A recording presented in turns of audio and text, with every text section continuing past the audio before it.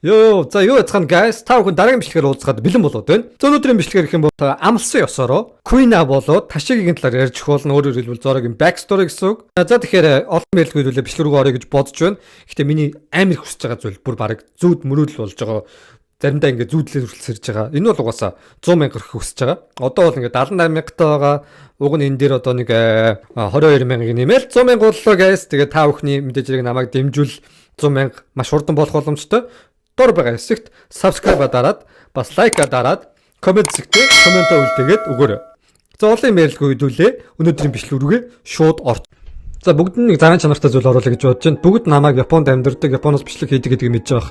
Тэгвэл Японд энэ зарагддаг өргөн хэрэглээний бараа бүтээгдэхүүнийг та бүхэн маш ойрхон Монголд байдаг дэлгүүрээс авах боломжтой болсон байна. За энэ дэлгүүр нь дөнгөж нэгдэд удаагүй дэлгүүр биш. Аль хэдийн үйл ажиллагаа явуулаад 5 жил болж байгаа. Дээрээс нь 5 салбартай байгаа. Та бүхэн өөрийнхөө аль болох ойр байгаа салбараас нь авах боломжтой. Энэ дэлгүүрт нь юу зардаг гэхээр Японд байдаг хоол хүнсний бүтээгдэхүүнүүд, жишээ нь одоо салмон загас, сам хорхоо, хясаа бүх төрлийн одоо соуснууд, тэгээ ахын өргөн хэрэглээний бараа, савун, шампунь, нойлын цаас, ариутгал цэвэрлэгээний бодис, уух юмнаас гэх юм бол хүүхдүүдийн дуртай одоо калпис, кагоме гэх мэтлэн янз бүрийн одоо бүтээгдэхүүн зарагдж байна. Тэгээ нялх хүүхдүүдэд хүмүүс зориулаад живэх, хуурайс уу гэх мэтлэн одоо өргөн хэрэглээний бараанууд зарагдж байна. Тэгээ хаа байсан одоо арлын Япон орн руу очиж ийм бараа бүтээгдэхүүн авах шаардлагагүй. Дээрээс нь найдвартай найдварг нь мэддэхгүй онлайн шопингоос захиалах шаардлагагүй болсон. Өөрт байгаа хамгийн ойрхон салбараас авах боломжтой. Эхний салбар нь болохоор их 80-ийн зүүн талд River Valley хотхны нэг давхурт Япон хүнсний төв. Хоёр дахь салбар нь Зан Нозрын музейн урд төрийн банкны зүүн талд. Гурав дахь салбар нь болохоор Монгол 3 дугаар сургуулийн ард сөүл эмнэлгийн яг өөдөөс харсан Go to Market. Дөрөв дахь салбар нь Ярмаг Food City 3 давхар. Тав дахь салбар нь Сэлэнг аймгийн зүүн хараад хүртэл байгаа юм байна. Та бүхэн өөрт хамгийн ойрхон салбараас авах боломжтой шүү. Тэгээ салбарын мэдээллийг тэгээ доор нь би тайлбар хэсгээр оруулчих болохоор надаас шууд чатчад асууж бас болно шүү. За тэгээд хэдүүлээ буцаад бичлэг рүү орцгоё. За тэгэхээр Санжигийн back story гарсан шүү дээ тий. Аав ээж нь хийн, ах トゥ нь ямар хуу байсан, Санжид баг багтаа ямар новшин амьдралыг туулсан, аав нь гэж ямар новш байсан ч гэдэг юм уу те. Энэ бүх зүйл нь гарцсан. Зорогийн back story болохоор Queen-атай холбоотойгоор гарсан. Queen-а бол Shimotsuki кланых байсан. Тэгээ Queen-атай амлалт байгуулад хэн төрүүлж дэлхийн хамгийн шилдэг сэлвчин болох вэ гэдэг амлалтыг байгуулад тэгээд Queen-а тэр дараагийн өдөр нь өнгөрөөд тэгээд тэр Зорогийн амлалт нь одоо хүртэл яваад дэлхийн шилдэг сэлвчин болохыг зорж байгаа. Тэгэхээр дахин драма үүсгээл яг аав ээж нь дахин гаргаж ирээл Зоро ийм дүүхтэй мөхтэйгээд одоогийн дахиж манга зураадах шаардлагагүй гэсэн үг. Аль хэдийн гарсан зүйл учраас. Тэгэхдээ одоо аль хэдийн аав ээж нь тодорхой болгоцсон байхгүй сэтгүүл дээр. Гэхдээ яг нэг маним дээр манга дээр гараагүй ч гэсэн тийм учраас дахиад гаргаадах шаардлагагүй гэсэн үг. Тэгэхээр Зорогийн back story бол Queen-атай бүр салшгүй холбоотой болж эхэлнэ. Тэр Queen-а өнгөрөөд тэгээ дээрэс нь тэр Queen-атай байгуулсан амлалтаас болоод Зоро өдөржил явж байгаа тийм үү? Гэхдээ Queen-а өвхөөгүй. Ерөөсөө өвхөөгүй. Амьд байгаа. Одоо хүртэл амьд байгаа. Тэгээд ягаад энэ ингэж байгаа гэхээр хувьсгалчдын айрам дээр яг нэг бэлтгэл хийж байгаа заяа. Тэр модон сэлэн бариад ингээд зогсож байгаа бэлтгэл хийж байгаа нэг охин хальт ингээд Queen-атай амар адилхан төстэй охин хальт гараад өнгөрдөг хөхгүй. Тэгээд дээрэс нь хэдүүлээ энийг Queen-а байх магадлалыг өндөр гэдэг нь ягаад ингэж үзэж байгаа юм гэхээр Queen-агийн хувьд шүү дээ яг амьд байх хугацаанд комплекстэй байсан. Өөрийгөө охин гэдэгтээ айгүй харамсдаг. Зоро одоогоодэ ий ёнэ гэж хэлдэг байхгүй. Зоро чи эрэгтэй болохоор гоё юм аа гэж. Зорог эрэгтэй байгаад нь айгүй атаархдаг. Тэгэл тэрнээсээ болоод өөрийнхөө охин гэдэгтээ комплекс байгаа л тий. Би эрэгтэй болоод төрсэн бол ийм байх байсан гэл тийм комплекстэй өссөн байхгүй хөрх юм. Тэгээд тийм учраас ягаад хувьсгалчтай аримд байх боломжтой гэж хэлж байгаа юм гэхээр хувьсгалчтай аримд Emporio Ivanko гэдэг том нүүртэй нөхөр байгаа. Энэ нөхөр юу хийдэг вэ гэхээр хүний одоо эрэгтэй хүнийг эмэгтэй болгож болдог. Тэгээ дээрэс нь эмэгтэй хүнийг эрэгтэй болгож чаддаг. Тийм гормоны үйл ажиллагааг удирддаг ийм нөхөр байгаа. Тэгэхээр өөрөөр хэлбэл өөрийн гэсэн эмэгтэй байгаад дээр өөрийг гутардаг одоо эмэгтэй гэж хүүсэндээ гутарж байгаа тэрхүү комплекстэй Queen-агийн хувьд гэх юм бол хувьсгалчтай аримд орвол амар төхөрж байгаа. Emporio Ivanko-гоор өөрийнхөө одоо хүүсийг эрэгтэй болгоод өөрчлөх боломжтой. Өөрөөр хэлбэл Crocodile яг үндэ эмэгтэй мөртлөө өөрийгөө эрэгтэй болгосонтой адилхан зүйлийг хийлгсэн байх боломж өндөр болоо явчихж байгаа. За тэгэхээр энэ үртэл одоо бодъё л доо. Яг Зоро Queen-а хоёр тулдахад байна шүү дээ тий. Маш олон тулаан хийхэд Зоро нэг ч ялаагүй. Тэг. Зоро байнгын ялагдсан заяа. Байнгын ялагдсан. Тэгэд энэ хоёр болохоор ялагдж байгаа сүүлийн тулаанаа хийгээд тэгээ тэр өдөр нь болохоор Зоротой амлалт байгуулдаг. хоёулаа хин хамгийн түрүүлж дэлхийн сэлдэг сэлэмчин болохоо үдээ гэж амлалт байгуулсан. Тэгээд тэрний маргааш нь Куйна өөд болсон. Тэг яаж өөд болсон бэ гэсэн чинь шатнаас унаад тэгээ өөд болсон. Тэгээ тэрэн дээр болохоор мангад дээр нь болохоор Япон хэл дээр юу гэж хэлсэн бэхээр хитоно иночтэй морой дана гэвчсэн байдаг байхгүй юу? Оморой. Энэ болохоор юу судахтаа үгийн гэхээр маш хэврэг юм а. Хүний амьнаас амар хэрэг юм а. Тэгвэл Зорог тэр олон ялсан тэр хүчтэй сэлэмчээ охин зүгээр шатаас унаад өнгөрчнө гэж үнэхээр өнгөрчнө гэж юу? Үнэхээр яг хүний амьнаас тийм амар хэврэг байсан гэж юу? Ялангуяа Куйнагийн амнаас. Тэгээ энэ айгу сонирн бохгүй юу? Энэ айгу итгэхэд айгу хэцүү. Тэгэд ингэснээс ахуулаад Зоро дэлхийн шилдэг сэлэмчин болъё гэдэг найзынхаа амлалтыг одоо хүртэл зөрчлөхгүйгээр баримталж явж байгаа тийм үү? Тэгэхээр Куйнагийн хувьд амьд байх магадлал нь бас айгу өндөр гэсэн үг. Тэг хүмүүс болохоор бас ингэж айгу үдчихсэн юм байл Японд болохоор Куйна тэгвэл үнэхээр амьд юм бол Ташиги байх магадлал өндөр юм шүү гэд. Ягаад ингэж үзэж байгаа юм гэхээр Ташиги Куйнад амар адилхан хэсэгтэй. Ер нь бол царайж адилхан, ярьж байгаа ч адилхан, тэгээ бас адилхан жоо эрэгтэй хүний тал дээр чи эрэгтэй болохоор наваа ингэж байгаа моч гэдэг юм уу те. Яг хэлж байгаа зүйл нь яг төстэй. Зоро тэр ер нь анх локдаун дээр таарж байгаа тэгж хүртэл муудалцчихсэн шүү дээ.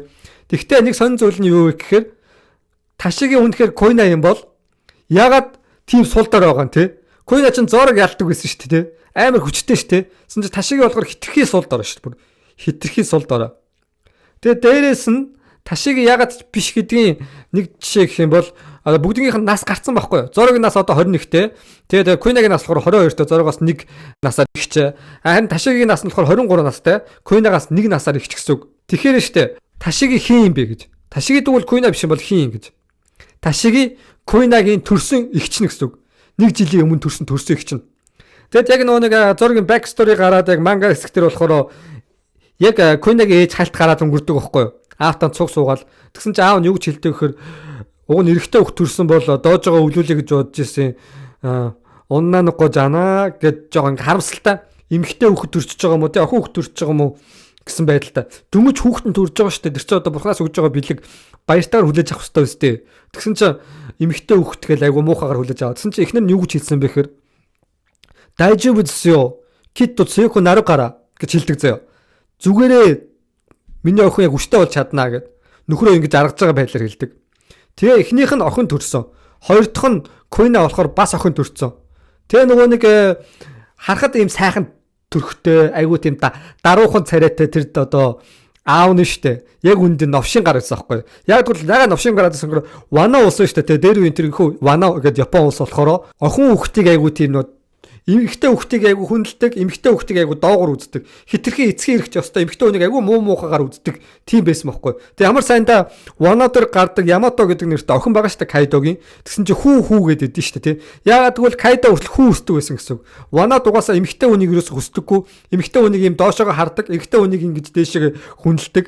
Ийм одоо хүүсний айгууд ялгуурлан гадуурхал амир ихтэй байхгүй. Тэг энэ ялгуурлан гадуурхал нь болохоор тэр Куйнагийн ааваас нь мэдгдсэн байхгүй.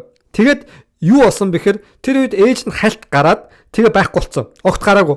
Өөрөөр хэлбэл төрүүлж гарсан Ташигийг аваад чамшиг одоо муухай хүнтэй ингэж амьдрахгүй. Чи охиноогоос өсөхгүй байгаас тэгээд тэр хоёр муудалцаад салаа явцсан. Тэгээ салж явахдаа болохоор хоёр хүүхдтэйс учраас Ташигийг ээж нь аваад тэгээд Куйнаг болохоор аав нь аваад өсгсөн. Тэгээ энэ хоёрын зан чанар жоохон өөр. Яг нь бол хэлж байгаа зүйл ярьж байгаа зүйл нь төстөөсөндөө Ташигийн хувьд бол ээжээрээ хайрлаж өссөн. Тэг ямар нэгэн байдлаар тэр нэг эрэгтэй болохыг хүсээд ч юм уу тэгж тэг комплекстэй өсөөгүй байхгүй юу. Зориодорчсонтэй би эрэгтэй болохыг хүсэж юм шилдэггүй шүү дээ. Зөвл чи эрэгтэй болохоор наваа ингэж байгаа юм тийм эрэгтэй болохоор ингэж байгаа юм гэсэн тиймэрхүү зүйл байсан болохоос биш. Яг нэг Куйна шиг тийм комплекстэй дүр биш байсан байхгүй юу. Тэгэхээр ээж тэр өссөн дүр.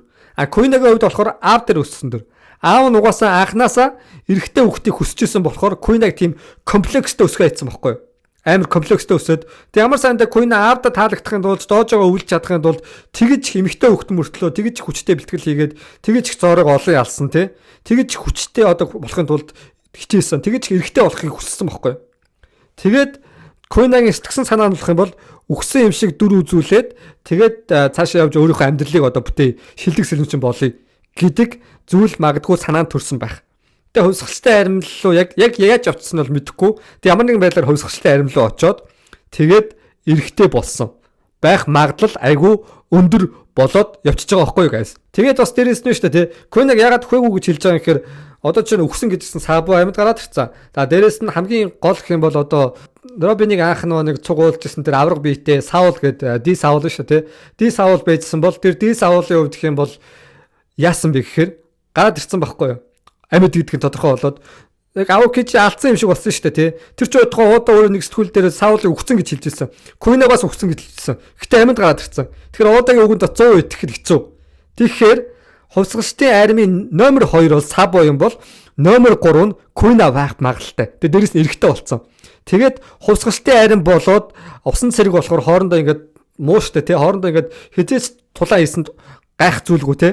Тэгэхээр ташиги болоод Queen-а хорыг тулдна гэсэн үг. Тулдаад Queen-а яг нөө ташигийг алдгийн даваан дээр хин ирж хамгаалах гэхээр Зоро ирж хамгаалаад Зоро болоод Queen-агийн эцсийн дундах тулаан болно гэсэн үг. Тэгээ энэ хоёр бие бинийгаа тэгээд хоорондоо уулзаад тэрийн тулаан болж дуусныхаа дараа болохоор Queen-а Зоро хоёроос шалтгаалаад тэр манай улсын муухай одоо 90 им хүүсийг ялгуурлан гадуурхдаг тэр үзэл нь Queen-а болоод Зорогийн ачаар алга болно гэсэн үг. Тэгээд Queen-аг гачирна. Дэлхийн шилдэг сэлэм чинь болох гэж бас Зородоо өрсөлдөж байгаа. Тэгээ энэ Queen бол амьд байгаа guys. За. Энэ айгу сонирхолтой таамаг болж чадж байна guys. Тэгээ угаасаа энэнийг бол айгу боломжтой таамаг гэж бол миний хувьд бол харж байгаа. Зорогийн back story гэж ярлаа. Тэгээд сүүлд болохоор нэг Габан гараад ирсэн байсан шүү дээ тий. Рожны зүүн гар байсан тий. Тэгээд бас одоо One Piece олон зүйл болж гинөө. Тэгээд нэгд мангад гарч байгаа зүйл амар эмээг байна. Дараагийн хэсгээр та нарыг хүсвэл Зорогийн ээж юм уу одоо гачирж байгаа тэрхүү Гаваны талаар Гаван жоох нэрийг буруу дуудаад ч магадгүй заяа. Тэрний талаар ярьж өгье гэж бодож байна заяа. За алийг хүсэж гин комент үлдээгээрэй guys. Тэгээ бичлэг таалагдсан бол лайка дараад хамгийн гол нь subscribe дарахаа мартаа. За олон ярилцлага хөдөлөө. Энэ бичлэгээ энэ хүргээд дуусгацгаая. Bye guys.